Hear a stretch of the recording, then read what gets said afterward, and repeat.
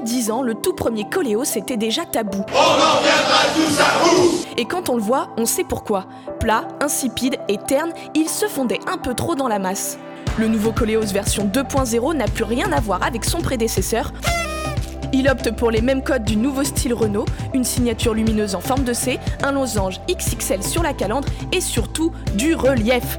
La voiture paraît plus musclée et pour un SUV, ça compte. À l'intérieur, Renault ne nous étonne plus avec son grand écran tactile vertical de 8,7 pouces. Il va falloir penser à se renouveler, on commence un peu à se lasser nous.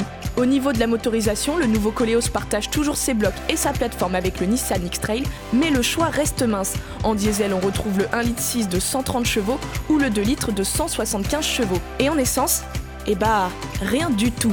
Il faudra se contenter du diesel. Le nouveau Koleos et ses 4,60 mètres de long se situent entre le Kadjar et l'espace, et justement pour ne pas trop faire d'ombre à ce dernier, il ne se décline pas en 7 places et n'a pas de banquette coulissante ou de conduite semi-autonome.